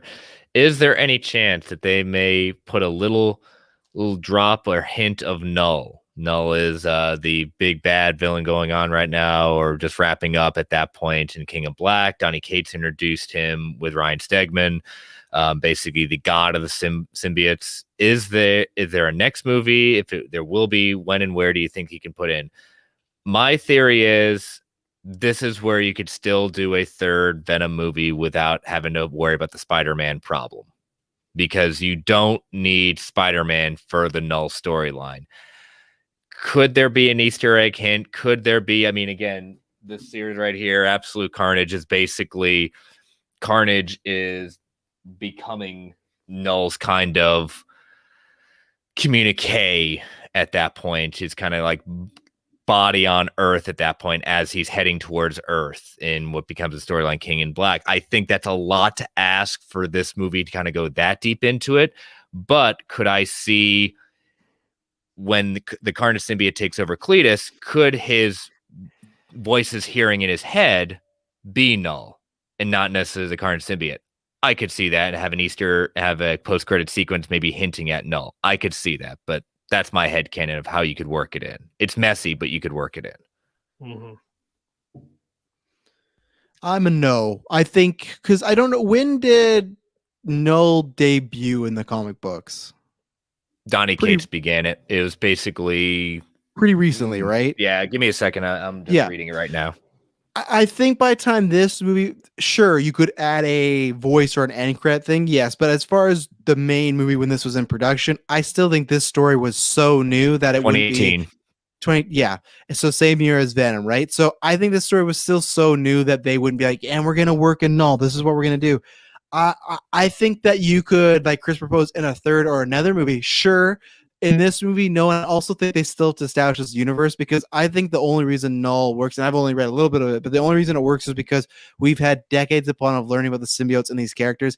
I think it's the same way of like if you have Iron Man in 2008, and if Iron Man 2 was where we were in Infinity War, it'd be too big of a jump. There's a gradual jump. Now, am I saying they're going to take 10 years to get to a null or something? No, but I think the audience still needs to be handheld a little bit, just to be like, they have stuff, there's different planets out there. So that's why I think you could dedicate a third movie to that. But I think in this movie, when it's still, I don't want to say grounded because it's symbiotes, but just when it looks a little more smaller scale, I think they will save that. So I will say no. I'll say fiction. I'm somewhere in the middle. I feel like it's possible, but not probable. I would say it's more likely to be a fourth movie because the timing, like they would have had to really latch on to Noel real early to really work him in. I mean, I don't know, maybe some ADR or something in pickups or reshoots or additional photography, something they could sneak some little Easter egg in regarding it. But I would be surprised if we came out of this movie talking about Noel. Again, it's a lot of baggage to bring into when we haven't even hinted at it in the first, and from what we're seeing, it would have to be really kind of shoehorned into this movie. You could do it again, but it's messy. So, but yeah. So, any final thoughts on Let There Be Carnage? Can't wait. See what happens. I can wait, but I'll be there opening night. Yeah. Well, Travis, I think you said you're going to bounce off now. I appreciate you honoring man of your word. Yes. The fans spoke, and you had a few that said, no, we don't want you on. I don't know what you want to read into that, but well, I know. Well, then they really hated this episode because, like, man, he's been gone, and we got a new, better host, and now 2 weeks in a row, this guy's gone. And guess what? I'm going to be here 2 times in June. Oh my! But no, thanks for letting me crash. And yeah, I hope all the people that want me on, you got to hear my pain because I had several teasing messages before this episode. I can't wait to hear you on. Hines, Clay, like many people from GV, it's just like they know how much this pains me. But I thought it was a good thing to talk about because in my Marvel Alliance career, me and Chris had never actually really got to cover like the Morbius trailer or anything like that. That was all before we started the podcast. So I thought, okay, I'll come back. I'm okay with covering Morbius. I'm okay. Oh yeah, well, Leto wants me to cover it. He says it's gonna be it's the movie we need right now. First trailer, for the record, I like the first Morbius. I like when I saw Michael Keaton. That's when I got excited. So you guys have a good rest podcast. I can't wait to listen in the morning, and I will catch you all in the future. Thanks, buddy. All right, so all right, you want to head into some news? Yeah, let's hit it. All right, so we kind of talked about it. Travis talked about it in the beginning with Loki. So we got the news that Loki is, Tom Hiddleston came out with a little video, saying basically Wednesdays is new Fridays. We're moving Loki to there. And did you happen to see the? I know you're kind of iffy on when you get to the certain part of as it gets closer and closer, you don't want to see too much of the announcements. And it wasn't really a lot of new, but there was some new stuff in it. Did you get a chance to look at the additional footage they put out there? I did not watch it. No. I get within about this range and I start being like, I don't need any new footage. We'll see. So I did not watch it. I'll let you tell me if I should watch it though.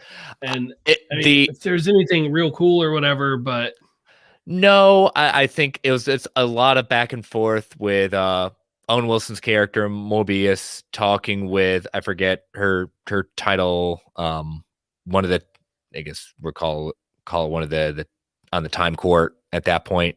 Mm-hmm. Basically Kang's love interest in the comics. Yeah. Though they're kind of going back and forth. He's saying he's really kind of says basically he's backstabbing, but he's growing.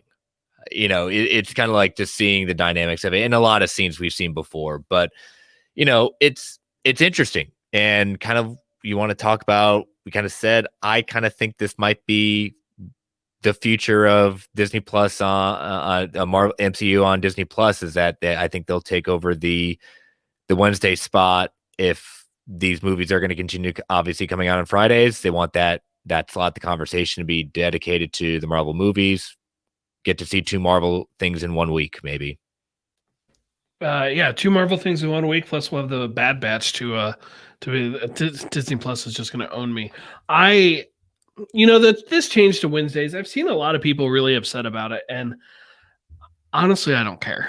I'm going to get up at 4 a.m. either way. So whatever. What do people say? They just don't want to. They just liked it so much on Fridays. It's gonna just ruin as their kind of week. like the kickoff event, like to the weekend and stuff. Like I guess I get it from Fair, that. So, have a couple friends come over, or have the family sit down and stay up late and watch it Friday nights and watch WandaVision or Falcon and Winter Soldier. And well, now it's all the kids have school the next day if they're in summer school, or people got to work the next day, or I don't know. I get it. I don't really care.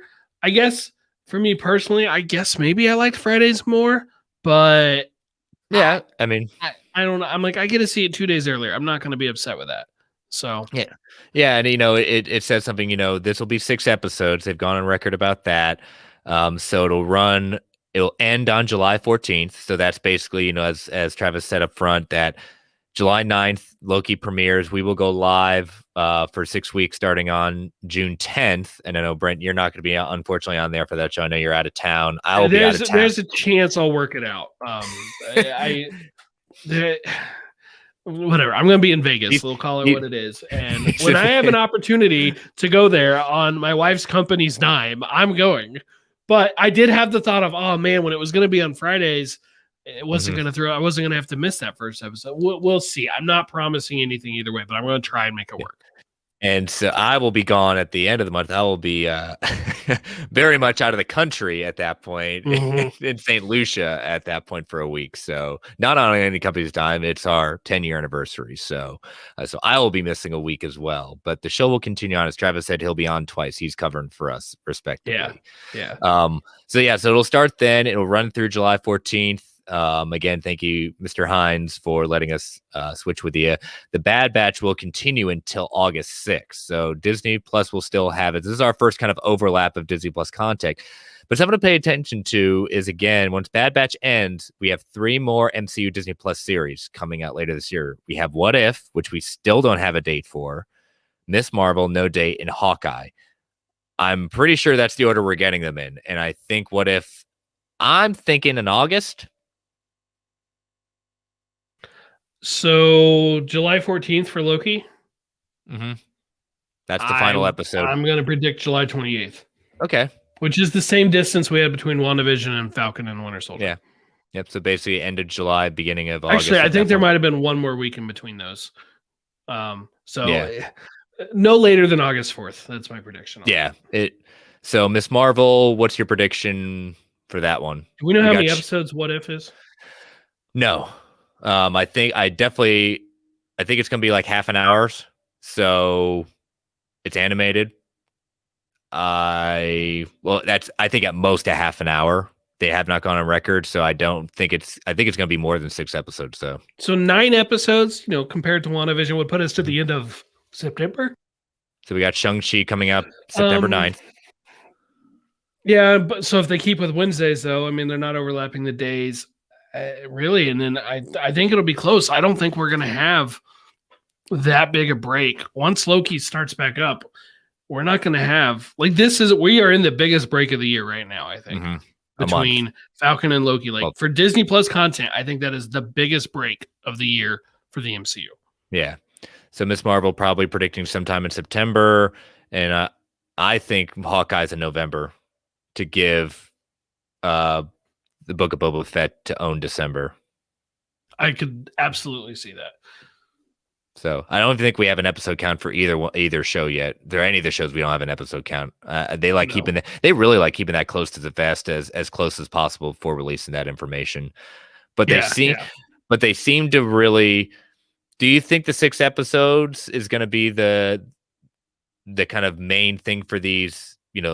Miss Marvel, Hawkeye, WandaVision. I know WandaVision was 9 episodes, but I'm sensing more of a 6 episode thing is what they're kind of honing in on right now. I feel like we know for Loki, and I think Hawkeye will lend itself that way.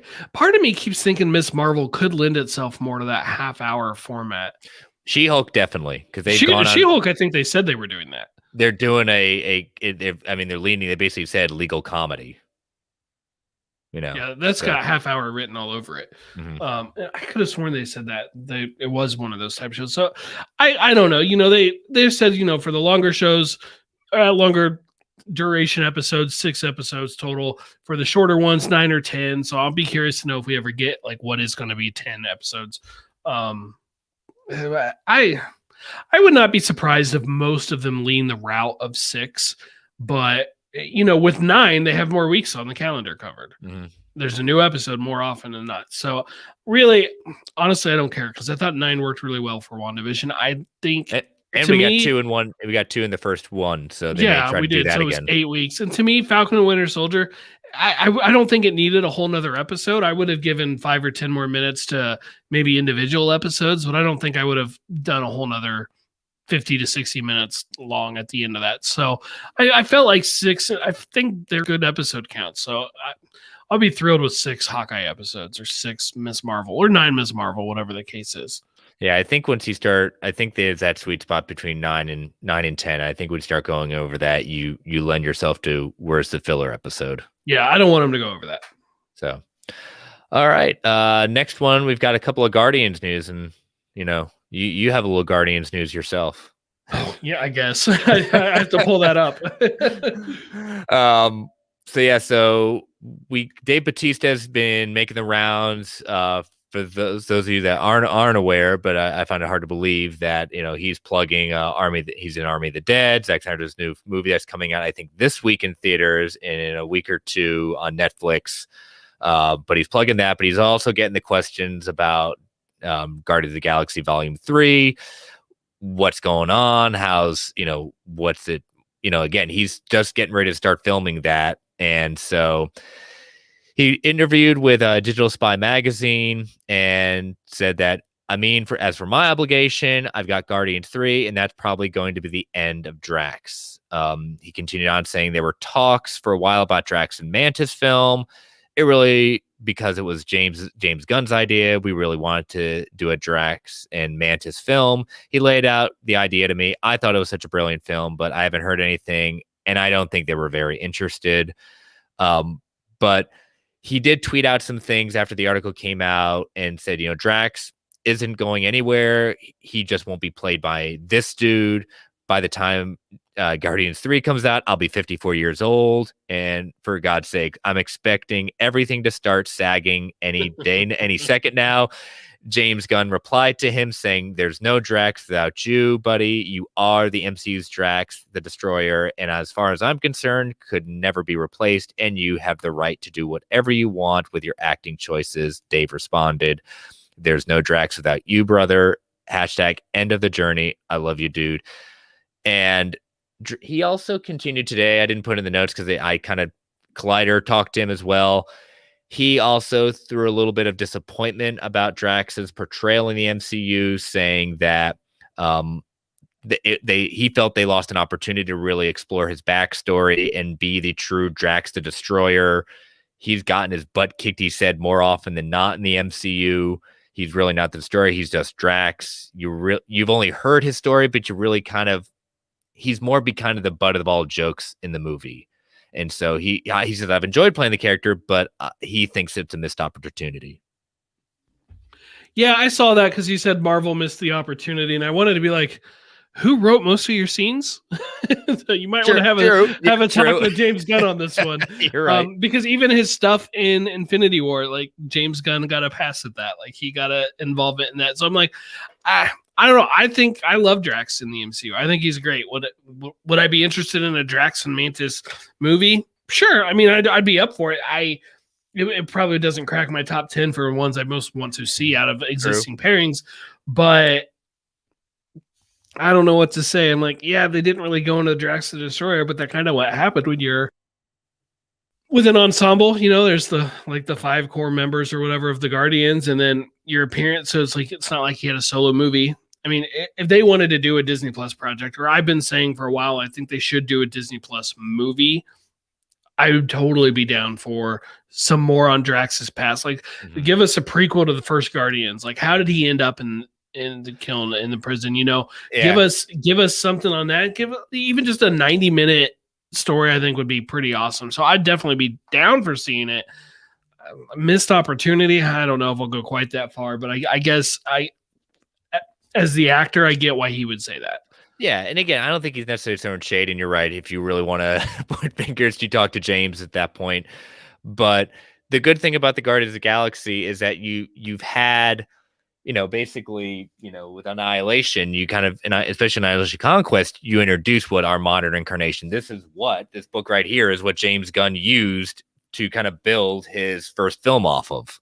Right. And so the Guardians have had a rotating group of members. Star-Lord has been probably one of the most consistent members of the Guardians. But that's the thing that I think the Guardians franchise will continue, just with some new players, maybe some maintaining ones. But even James Gunn tweeted out that, responding to a fan question, saying right now he's planning on it being his last. But it doesn't. He also followed up later on saying, but never say never. I think we've all figured that this was James is going to be his last time doing Guardians. Yeah, and we got to remember we're getting that holiday special also that he's doing at the same time. And so we're getting a couple more Guardian stories from James Gunn. And at that point, if he wants to be done with the MCU, I appreciate his contributions. He's made a couple great movies so far, and I got to assume that Volume 3 will be comparable. If he wanted to do something else in the MCU, a different character, I'd be totally game for seeing that too.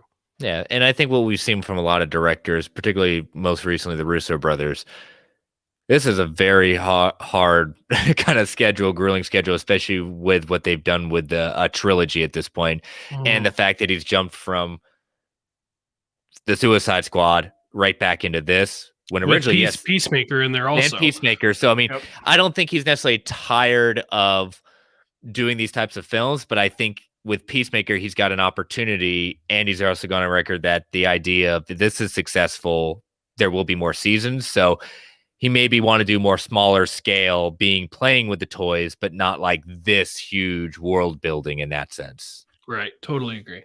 So our last story of the evening is Captain America's Anthony Mackie is already preparing for his next big project coming from Murphy's Multiverse. Where we last left Sam at the end of Winter Soldier, he is Captain America. We've speculated at the end of the episode where we're going to see him next. Well, he kind of, in an interview with Daily Show with Trevor Noah, he kind of started talking about that. And he said that, you take 4 months off, like he said it takes 4 months. So like right now I'm at the end of the first month of a 4-month process to get back away from Fat Mackie to Movie Mackie. That's very specific. That's a lot sooner than you and I were predicting. Now, he didn't say, I'm getting in shape to be Captain America again. He didn't say that. But this was built in the conversation around how getting in shape for Marvel movies. Yeah. It's for Captain America. Let's be real. It's for Captain America. The only question is, in what property? I don't think it's Captain America 4. They're not 4 months away from shooting that, or 3 months away from shooting that. Right. I mean, they don't even technically have a director. They just have the writers. And so it's not that, but is it Secret Invasion? Is it Armor Wars? Maybe he's going to repay Don Cheadle and appear in his show. Yeah. I'm just trying to think, because it's obviously everything that's already done. Miss Marvel, Hawkeye, it's not for that. I don't see him in, Moon Knight starting to film. I don't see it for that. It seems it doesn't seem to fit with that one. She-Hulk, no. So yeah, I mean, but it just seems soon. And we haven't heard confirmation of when Secret Invasion is filming, but we know it's got to be soon. Yeah, it does seem soon, and we know they're pretty far out there as far as what they're already working on production wise, right? Like Thor's already shooting, for example. Doctor Strange is wrapped. Maybe the Marvels, maybe. Yeah, I wouldn't rule out a cameo in Wakanda Forever. I wouldn't rule out a cameo there, especially now with the connections with him having gotten his suit from Wakandans. But if it's just a cameo, does he go full blown back in shape? I don't know. Maybe. At the same time, I wouldn't want Wakanda Forever to be like, this is where Sam and Bucky are both going to pop up next, and I think Bucky's on the cameo list as well. And so, because I still want that to be about the Wakandans. Yeah, it just was interesting how this kind of news came about. So, but he's getting in Captain America's shape, possibly. So we'll have to watch. Again, they like playing with words. They like kind of dropping hints where there may be no hints. Mephisto. Did you? Yeah, Mephisto. That's funny. Right now, Secret Invasion is my best get. But I gotta ask. Did you see the Obi-Wan Kenobi thing? I did. Like Mephisto, Ewan McGregor got to work with somebody he has wanted to work with for a long time. What was it? I even dropped one in the chat from even Donnie Cates. I got to pull it back up. He was responding to. Oh yeah, IGN says the title of Venom 2, Venom Let There Be Carnage, may be teasing a secret villain. Here's our theory. Donnie Cates responded, I bet it's Mephisto. I love it.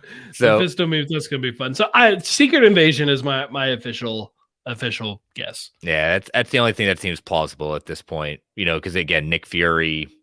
I'll give a runner up to Armor Wars. Yeah. So all right. So good bit of news. A little bit of taste of things to come. So let's take our last ad break. So ladies and gentlemen, again, these ads help keep the lights on in the Geek Ultimate Alliance Network. We don't get to choose what ads come on, and they can be a bit loud. So I'll give you that 3 count to turn that volume down. 3, 2, 1. We'll be right back. All right.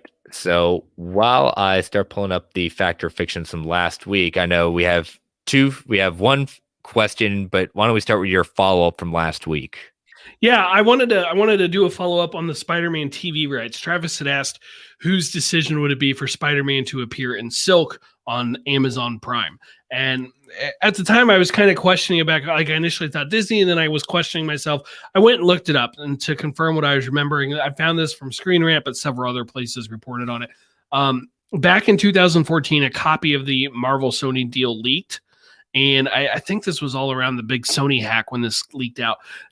It's possible it's changed since then, but honestly, it probably hasn't. Basically, it boils down to I ultimately got to the right spot.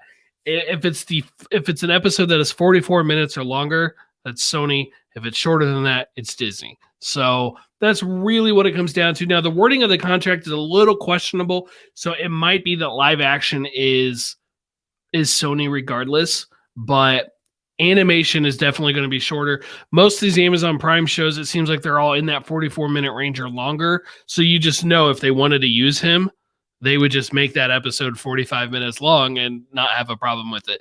So I'm pretty sure that if they want to put Spider-Man in Silk, they certainly could. That's where we're at on the Spider-Man TV rights. As always, kind of confusing. When it's Sony and Disney, it wouldn't be right if it wasn't confusing. That's right. All right. We did get a question from at What Strange Days. They ask, a few people have asked me what they need to rewatch in order to prepare for Loki, and I'm not sure what, if anything, to suggest. It looks so different from anything we've seen before that I don't think a casual fan may gain much from revisiting the old films. What do you think? I'll let you start with that one, Brent. I think if they're asking what to rewatch, they're maybe not so casual. They have some more interest if they're even open to rewatching as homework, if you will. But the answer to this to me is obvious. It's Thor 1 and the Avengers, because those are the two movies that take place prior to the Loki TV show. Mm-hmm. The events of Thor: The Dark World, the events of Thor: Ragnarok, those all haven't happened to this Loki yet. So that, to me, if I'll be doing an MCU rewatch at some point anyway, but if I was doing a dedicated for Loki, those are the two I would watch. Now, out of love for the Thor franchise, I would probably continue on with Dark World and with Ragnarok, but for this show, it's got to be those two. Thor 1, the Avengers. Yeah, I would agree with you on that, just knowing where we left off with Endgame, because this is a Loki that's not the playful, he's not much of the villain to Thor. He's more, again, he's the brother of Thor. He's become more of the brother at that point. And so he's got the chip on his shoulder still. He's angry. Right. He feels betrayed. He feels he should be the one in power, things like that. So yeah, I think those are good suggestions. Stay tuned for comic book suggestions. We will give you that suggestion with our new comic book club that's coming up. So, but yeah, I think I would start there. You exactly know where you leave off from from that as well. So, all right. So the factor of fictions from last week. All right. So this comes from Travis. First one was, like the comics, Spider-Man will appear in Invincible on Amazon. This one was very clearly no. 7% said fact, 93% said fiction. I think that's a lot to ask. My heart wants it. My heart wants it, but no, it's fiction. I mean, no one denies Jeff Bezos doesn't have the money to crush everyone with his wallet, but you know. Amazon Silk show will mention or show Peter Parker or another quote unquote spider character. 82% said fact, 18% said fiction. I think I was fact on this one. Some sort of Spidey is going to be mentioned or shown in the show. If it makes it. If it makes it. Yeah, if they even make it. Yeah. And the one that was very, very close, factor fiction number 3, Daredevil's first MCU costume will not be the classic red costume. 48% said fact, 52% fiction, and no joke, and I know I put this in the chat, tweeted these out Sunday afternoon, and no joke, there was a tweet going around saying, putting out the black costume from, I believe, Charles Soule's run, saying, this is the only if this is the only right Daredevil suit, and if you don't agree, you just don't get Daredevil. I'm sorry, I guess I just don't get Daredevil. I'm reading that run right now, actually. Like, as I have time with Unlimited, I'm getting through pretty slowly 2 or 3 issues a week of it. But I mean, that's a good costume. I like it, but it's not the red costume. It's not. And even for black costumes, like the black one he had like in the 90s for a while when he was trying to pretend he was somebody else and he didn't want anyone to know who he was. Yeah. It's like, I think that costume is pretty awesome. So I'd rather see that one, but give me the classic red for his first MCU appearance, please. Yeah, and I'm always the classic red at that point. I really liked, I've got to do a reread. That's on my summer list of doing the reread of Soule's Run. I love Charles Soule as a writer, so it's one of those that Charles Soule's writing something, you have my attention. But yeah, it's just something about that classic. I don't think, at least the MCU for the most part, in certain forms, has more leaned into the costumes, unlike Fox did. And unlike the first season of Daredevil, which again, I don't hate it in the sense of like no costume till the end. It was an arc. It was a journey. I more have a little issue with the third season that, you know, costume would just not existed except on the bad guy. Yeah, it was literally the villain. I'm watching that show now too, and so good. But yes, I would love to see him in that costume. But you know what? Right now, like, I have, since phase 1, I did not think Marvel was afraid of costumes, but I'm really not afraid of it after that new Captain America costume we got, the Scarlet Witch costume we got, you know, the Ms. Marvel set photos. No, like, costumes are not a concern whatsoever. Exactly. So, all right. So you had to delay yours for a week. So it is your turn to hit me with your fact or fictions. Well, yeah. Plus, at one point it was your turn, and I thought it was going to be mine. So I'm like, all right, I'm sure a few of these I've had for a little while. All right, I want to start off with this one just because I think it's kind of fun. I thought of this after seeing that sizzle reel. In the Fantastic Four movie, we will see an Easter egg to Herbie the robot. Oh, that's a deep pull. That is a real deep pull, because I don't even know. And again, I'm not a follower, a loyal follower in the comics of Fantastic Four outside of when they make their appearances in X-Men. I say fact because the MCU has made a good habit of making these kind of tips of the hat to maybe if it's a junked robot that Reed makes it said, oh yeah, that was when I was playing as a child, Herbie, whatever, you know, making an offhand comment. Yeah, I think it's fact. You know, like think back to like the first Iron Man where he's got the robot he's talking to, he's trying to do stuff. Dummy kept calling him. It's like I could see them doing something along those lines. Yeah. All right, so that's number 1. Number 2, a little more recent, a little more Torres. We are going to see Torres become the new Falcon in Captain America 4. They focus so much on Torres to the point where he's listening to Captain America's speech. He is working on those wings. He is clearly working on those wings. He doesn't need to anymore. So why would he do that? I say it's fact. Yeah. I don't know. I don't think we see Tor's own until Captain America 4, though. Agreed. I think it is specifically Captain America 4. All right, one more. I've got two here that I'm really trying to pick between. The good thing is you can bank one of them. I am going to. I'm going to go with the more fun one, even though I already know what you're going to say, I think. Okay. All right, so this one's Venom related. All right. The SPUMC will be brought into the MCU by way of a Maximum Carnage event, which will keep Spider-Man as a part. So basically, a new deal will be made, but it will include bringing in Venom, and let's do Maximum Carnage with the characters. Correct me if I'm wrong, because you pay attention even closer than I do sometimes at that point, and we both do well. That's why we're very good together on the show. Feige has said that right now, Spider-Man is the only one who can cross multiverses. He did make a comment like that when they renewed the deal. Yes. When they announced the current deal, the renewal, the retaking of their vows after the divorce. Yes, he did make a comment about Spider-Man being able to cross universes. So, would this be a melding or would this be universe crossing? I think a melding. Melding. I think they're going to say, sure, Morbius can be a part of this little corner, and we're never going to reference him, but we'll throw you a bone with a couple characters. Do I go with my heart or head? I say that, but it could be a Marvel event. Yeah. Like it could be a Feige-led MCU event, Maximum Carnage, right? And you're just bringing in those characters. And I'm going to go with my heart because I really, really want it. And I think, again, I've said it over and over and over on this show. I do not see us where Sony leaves Marvel and says we're going to do everything on our own. I think they and plus they don't, with all the deals they've been making with Netflix and Disney Plus and to basically save Sony Studios. Yeah, I think it's to their benefit. I think that deal with Disney Plus shows that this is not where we were. Was it 5 years ago plus, where the bottom was falling out, and Toby and it's gonna be something like that. Tom was crying at that point. I say this is more than possible, and I'm gonna go with fact.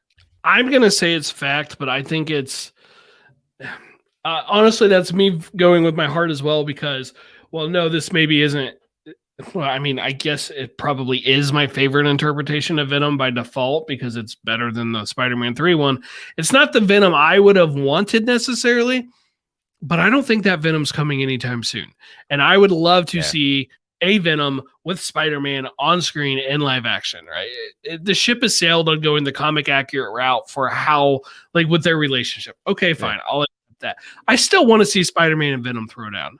And I would love to see Spider-Man and Venom versus Carnage and expand that out, bring in Carry On and bring in the Demo Goblin and all these other guys. And I would love to see that. So, yeah, I'm going to say yes, I'm going to say fact, but, there's a big part of my heart there that just wants to see it.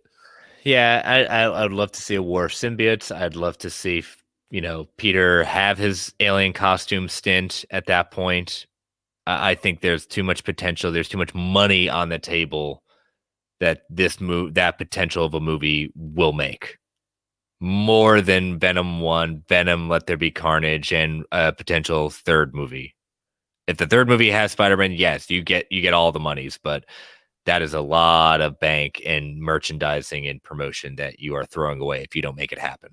Yeah, definitely. So, all right, so look out for those Sunday afternoon, and I'll post them, and I'll start working on mine for this upcoming week. I've got hopefully some good Marvel news drops, to inspire me. Otherwise, I just look towards my comic shelf and my Marvel Unlimited account and say, let's have some fun. All right. So before we get into our number 5 of Ultimate 6, hinted towards it. This time Travis and I kind of established this, and Brent, you're kind enough to continue on with this, what we've established with Comic Book Club. We let the listeners choose, which is what they chose with Ultimate 6. So this next comic book club, we ourselves, you and I, have selected our next one. So we've got 2 more issues with Ultimate 6. It has 7 issues.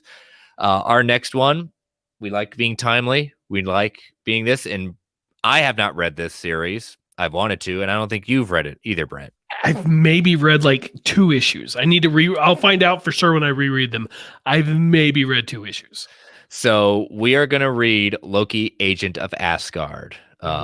This is our biggest series we have read for Comic Book Club. It is 17 issues, and no, we are not going to go 17 weeks. No. Obviously, we will be also doing this when Loki is coming out, which is fine. We kind of talked about that idea. It'd be kind of cool to do that at the same time because they have gone on record in saying Agent of Asgard does have homages and uses in this one. So it is on Comixology. It is not on Comixology Unlimited. They run deals all the time, and I guarantee you, I should say guarantee, but I will be very surprised that Comixology does not do a Loki sale when the show comes out. Comixology is great at that. The timely sales, they are great at that. But it's also on Marvel Unlimited, so you should be subscribed to Marvel Unlimited if you're not. Yeah. So, little introduction said, reintroducing the God of Mischief, stronger, smarter, and sneakier than ever before. As the Asgardians' one-man secret service, Loki is ready to lie, cheat, and steal his way through the most treacherous missions the All-Mother can throw at him. Starting with the heart-stomping heist at Avengers Tower. Ooh, look at that. Loki takes on Lorelei in Monte Carlo casinos, heads to the ancient past on a quest for the magical sword, and puts together a crew to crack the deepest dungeons of Asgardia itself. So, looking forward to it. Loki, I haven't read a ton of Loki solo stuff, so I'm looking forward to this. Yeah, this would be my first Loki solo series. And so 17 issues. We are going to be doing 3 issues a week. I think probably our last kind of bit of it, we'll probably end up doing 4 issues for that last stint, but we're going to kind of do the 3 issues until we get to that part. But so 3 issues a week. Again, that's coming up in a couple of weeks. So if you guys want to read ahead or you want to read along, wait for us. We wanted to give you that heads up, and we'll keep reminding you as we near the end of Ultimate 6. And so without further ado, Ultimate 6 number 5. What did you think about Left Mr. Parker and Norman Osborn's Sinister Six? The first thing I want to call out is actually it has to do when Kraven attacked Peter, and like he goes in beast mode literally and attacks him, and Dr. Octopus just lays him out, and Norman's like, "Come on, man, you're the weakest of all of us. What are you doing?" Oh, Kraven, he's like Rodney Dangerfield. No respect. Yeah, that moment, like when you read it, it's not a funny moment, but just thinking about it, it's just like it is kind of funny.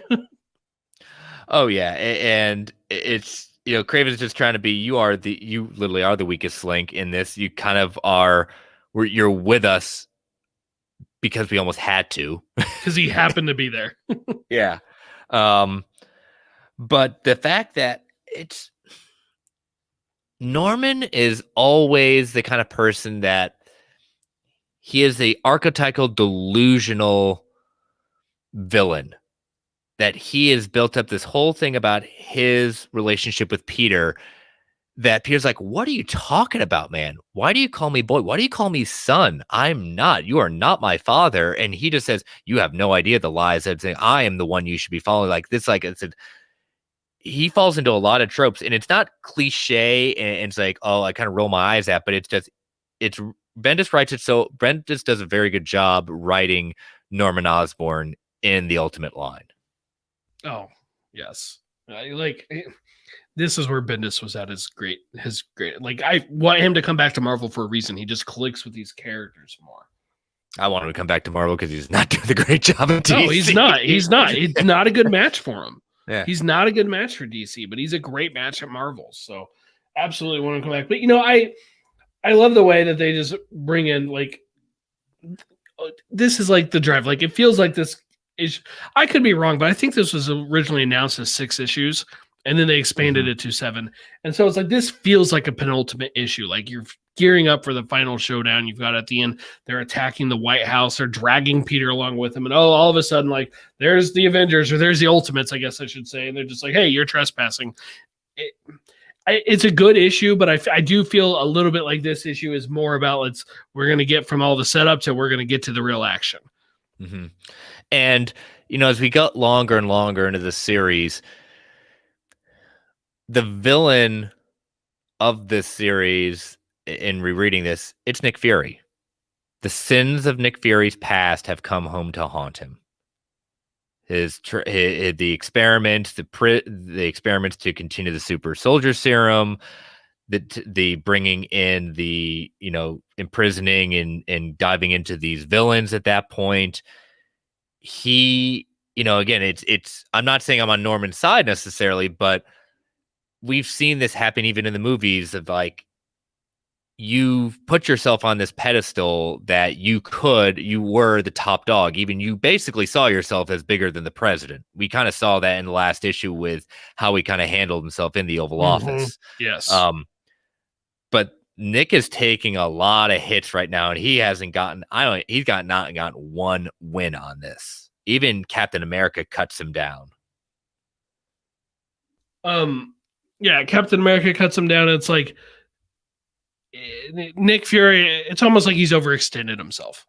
And like, it's like, no, you're going to be put back in your place, or you're going to be reminded, maybe, yeah, sure, you're the head of S.H.I.E.L.D., but let's just tone it down a little bit. I wanted to point out this splash page of when they do attack the White House, like when they show up. Mm-hmm. There's this one splash page. In Unlimited, it's page 21, but it is their version of the Sinister 16, and they're together with our 5 big villains, and then Peter just like wide-eyed and shocked in the middle of it all. I think it's just a skull right there. Yeah, it's just, to me, it's a beautiful piece of artwork, and so I really like this shot. Now, what is your opinion on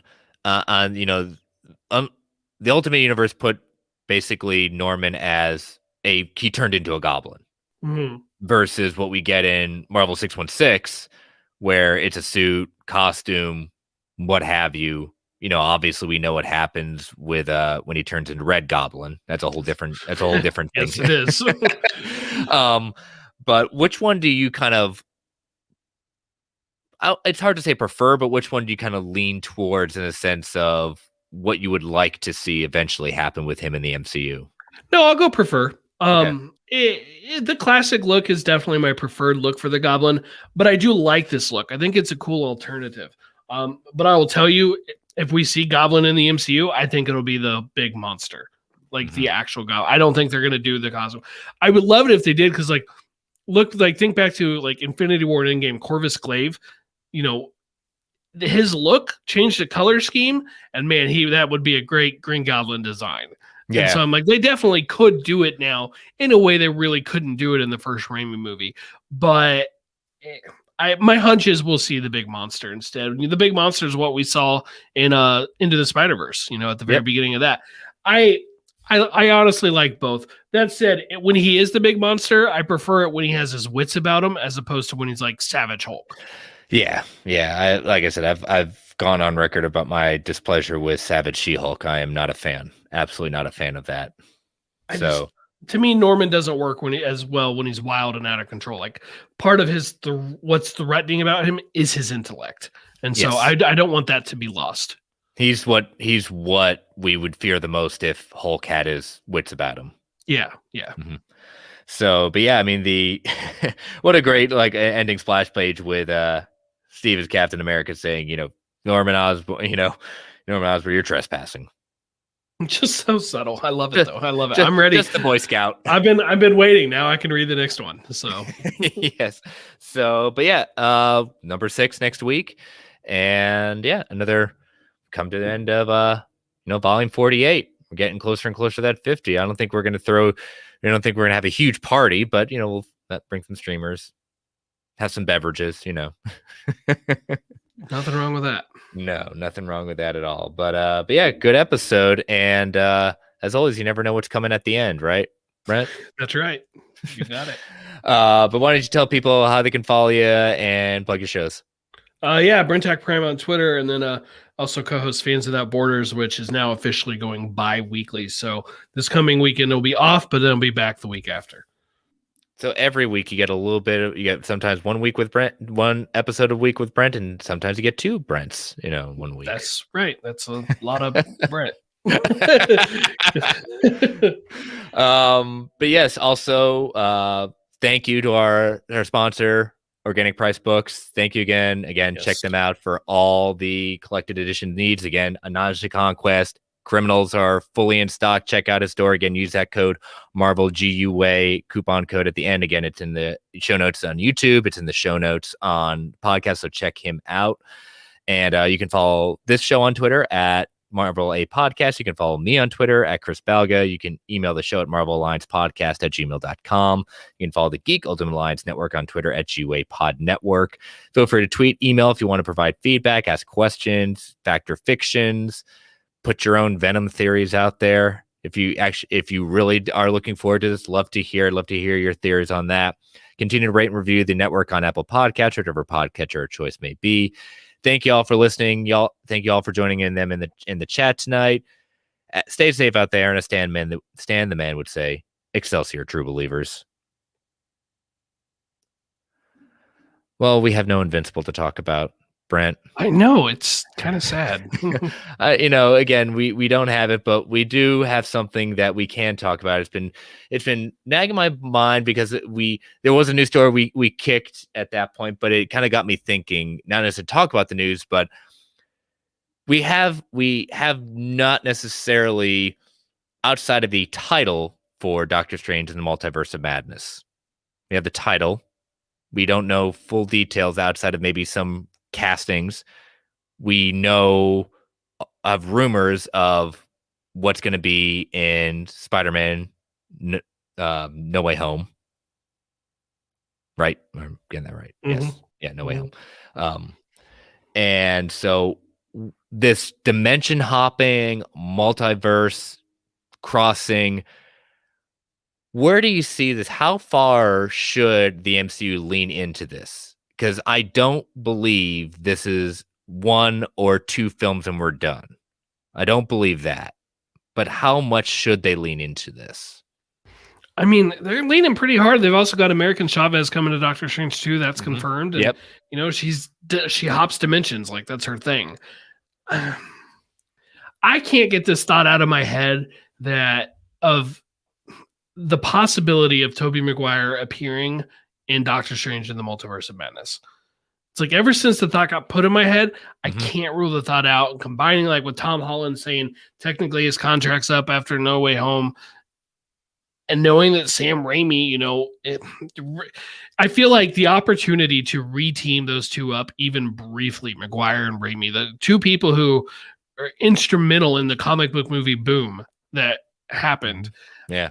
Like I think if everybody's on board, they should totally do it. They absolutely should have something with Maguire in it. Should he join the MCU permanently, like on the main Prime Earth? I don't know if I'll go that far, but I would love to see them lean into at least some of the Marvel legacy.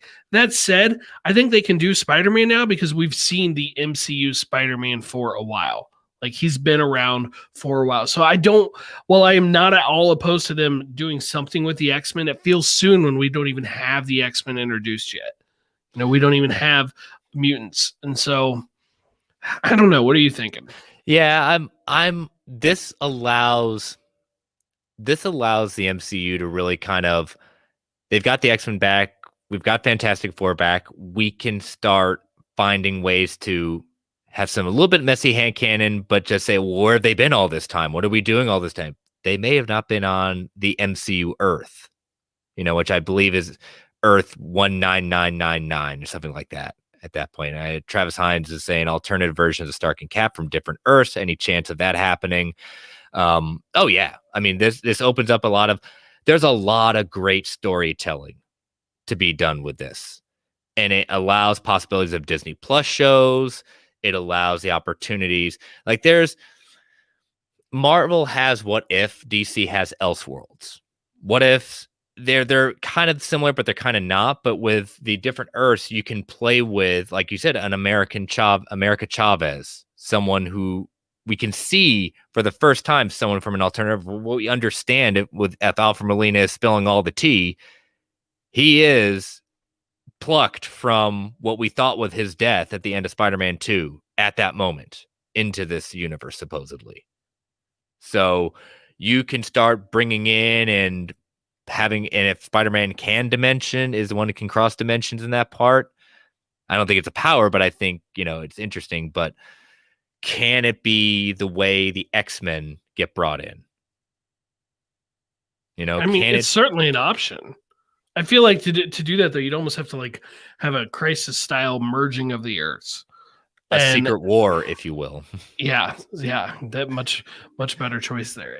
So, maybe if they did a Secret War, that would be a way to bring the X-Men in. There's several ways to do it. Let's be real, but I don't know. With American Chavez, you got to think we're going to see at least some alternate versions of characters who known. So when Hines mentioned Stark and Cap, yeah, maybe, especially because there are those rumors going around about Chris Evans appearing, and one of the ideas people have thought of is Hydra Cap, Captain Hydra, whatever you want to call him. We already kind of got sort of a nod to that with the Hail Hydra scene in Avengers Endgame, but I think that'd be pretty interesting to have Chris Evans come back, but play an evil version of Captain America. And what if these dimensions that open, and I kind of said this when talking about WandaVision, the explosion of her pocket universe being the one that we get, this is maybe affects populations. Yeah, absolutely. And so maybe this is how we activate the mutant gene.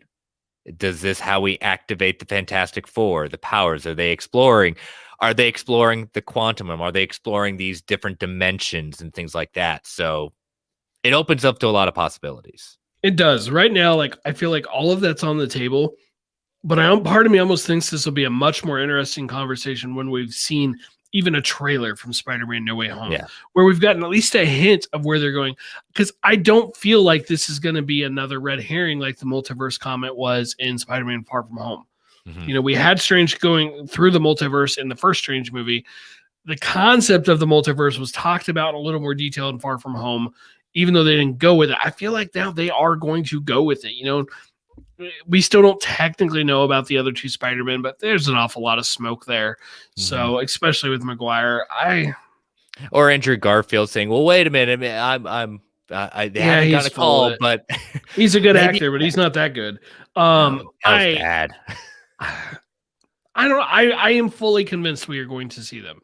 I am fully convinced that we will see it, and so I feel like the multiverse is just wide open. And you know what? Really, that hasn't been. Marvel's always had a multiverse, but they've never really. I shouldn't say never. They're not known for leaning into it the same way that DC is. They had the Ultimate line. They've had 1602. They've had a few other things here and there, and then of course, but Into the Spider-Verse, when Dan Slott did the Spider-Verse comic run, it just blew up the idea of looking at Spider-Man as a multiversal character. Of course, he's always that character who can go from cosmic to street level and fits in with any story. It's part of what I love about him. But I don't know. I really do think we're going to get some dimension hopping. I really do. So it'll be interesting. It gives them a new dynamic to play with in the MCU. So, but yeah, cool. Just wanted your thoughts on that. Hope you all enjoyed this little Marvel Alliance post-credit scene. So until next time, catch y'all on the flip side.